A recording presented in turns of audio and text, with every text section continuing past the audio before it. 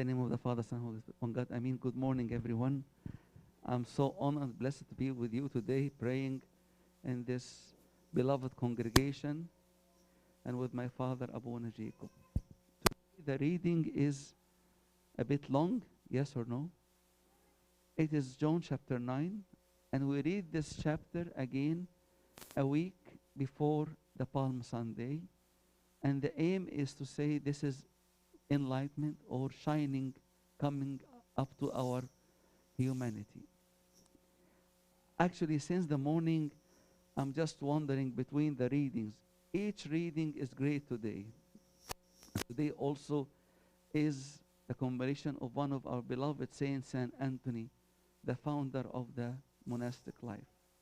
So I will try to get something from the readings connected to Saint Anthony. But number one, before we start, let me think with you كده. Now, Saint Anthony was born in the 4th century. Yes? Okay. Now, he was baptized or not? Baptized. So the same water he was baptized, I was baptized what? In. Do you believe in this? Okay. So, and then he was taking maroon. The same maroon or not? Same maroon. Jamil. And now he has 2 eyes, 2 legs, 2 hands. So we have the same body. Yes or no? Okay. But he has something extra. Imagine with me someone who's almost 19, 20 years old. His father and mother passed away, and he has 300 acres, one of the best land in Egypt. So if you are in his shoes, what are the future for you look like? Great. Why? You have money, right? And you have the church, and you are a believer, and you have many things. Many things. And this is something I think we need to relate to. We were given many gifts. Today in Romans 11:29, the verse struck me. It said, the calling and the gifts of God are irrevocable. The calling and the gift of God are what? Irrevocable. What God will give, he will not take it what? Back. As he received, this man received, I am also what? Received. What is common between me and Saint Anthony? The same God. Different time, different culture, but the same gift and the same God. Now I can relate now. Because if I look at the saints and said, oh my God, they are saints because God worked in them. I agree with you 100%. But you wonder, who makes all this? Is it them or also the divine power of God? Both work what? Together. The gift of God and the calling are irrevocable. And my will and my submission to God, this is the only condition needs me to connect so I can, not like Saint Anthony for sure, but I have another mission, another impact, another sort of life different than the normal what? Life. Yani, how many people died from the 1st century till now? Millions. Why we keep this man and Saint Mina? Why? Because their life past death, past the blindness of awareness, past the blindness of my own dream to fulfill God's what? Dream. And this exactly the story happened with the blind man. The blind man was a beggar. And everyone knew that he was a beggar. Till he met Christ. Let me go deeper here because it's quite important. The story of Saint Anthony said, Abuna was praying, saying, as he was accustomed to, it wasn't the first time to go to church for Saint Anthony. He was what? Accustomed to. There was a certain internal cultivation. The Spirit of God and my will and my life. The Spirit of God and my will. The Spirit of God and my weakness. The Spirit of God and my dreams. Cultivating. Not like me when I come to church and go back and I heard nothing and nothing came in. Even if something came in, I'm overwhelmed with my own self-interest. The man gave God the chance. The man gave God the chance to work within him. Like the same blind man today, if you hear it, do you listen to the readings? He had one answer. I met him, he touched me, I was washed, now I can see. To the neighbors, to the parents, to the Pharisees, he had a certain experience which no one can snatch it from his hands. Do I have this experience with God? Do I have this experience with God personally? We are living in, by the way, in the same world who denied Christ. And different theories, different movements.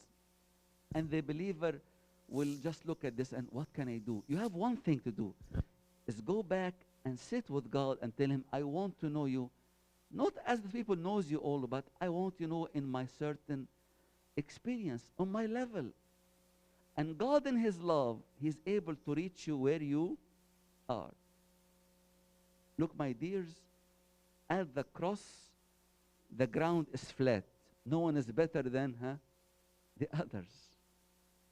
At the cross, no one is righteous. At the cross, all of us are accepted sinners, not only this, but resurrected for the new life. And that's why, my dears, we need to understand today more and more that God is willing to open our eyes like he opened the eyes of this blind man, and he opened the eyes of Saint Anthony. He had tons of options to do. I was wondering, now if you go to a monastic life, there is a monastery, there is abbot, there is a system, right? If you go by yourself alone, is it crazy? It sounds what, Crazy. It sounds illogic. But the call was clear, and the gift to fulfill the call was clear. So he went. He went. And he went alone. By the end of his life, 18,000 monks were around him. A man who fulfilled the calling and used the gift of God has an impact till now. What is my impact in this life? Some people have this condition. We eat and we drink, and tomorrow we will what? Die. Some people said if we eat, if we drink, we eat and drink for what? The Lord. You have work? Yes. You have family? Yes. You cultivate the presence of God? No. I'm in a problem. Because God did not brought us to America only for good future. No way. If there is a calling really, and there's a gift really, God did not brought us to this country only for the earthly future. No way. He brought us here because he wants to use his people to open the eyes of the blind world using his inner and true eye, the light of God. عشان كده I would love that we today كده all of us understand in the presence of God that I am here as I receive a gift and I received a call, and they are irrevocable. What I'm doing now with them. What I'm doing with them. I'm not telling you to go and preach in the streets, by the way. I'm telling you, if the light has shined in your heart, don't say what, No. I don't remain in my own darkness. Unfortunately, the Pharisees, one of the things which break my heart really when I read this passage, imagine that you are blind since your birth, and you have never seen your parents. And the first time you see the parents, they told you, we don't know you. Oh my God. Ya Rabbi. Ya Rab. The first time I see my parents, they say that, عشان they were blind in fear. And the Pharisees were blind in their own self-righteousness. And the neighbors were blind in their own doubt. But the man was seeing in and out what? Clearly. I know what he did with me, and I cannot deny this. The last thing he said here, he said, Do you know the Son of Man? He said, where he is so I can worship what? Him. And worship here doesn't mean bowing down like, no. Worship here means I give him everything and I submit to him all the way. St. Anthony submit to God all the way. And the blind man submit to God. Do I have this heart to submit to God honestly? Or I'm still what? Mingle between my own interest and God's will. And I said, it is hard. It is hard. But as with him, it is possible. When St. Paul said, for me life is Christ, right? Huh? And he said also what? He said, I can do what? Huh? قول معي, I can do all things, huh? To Christ, huh? Philippians 4:13. That doesn't mean that you can cross the issues. No, you can be like him. And the last verse which struck me today in the epistle of St. John, he said, if you have the Son, huh? You have what? Life. If you don't have the Son, you don't have what? Oh my God. Which life? The life of light. The life of the living God. The light that of a purpose and a call. May God help us all together today to renew our call and to get know to our gifts, the irrevocable gift and irrevocable calling of God, that we may fulfill the purpose. And we be like those great saints whom we honor, who carry Christ to wherever they go. Glory be to God forever and ever.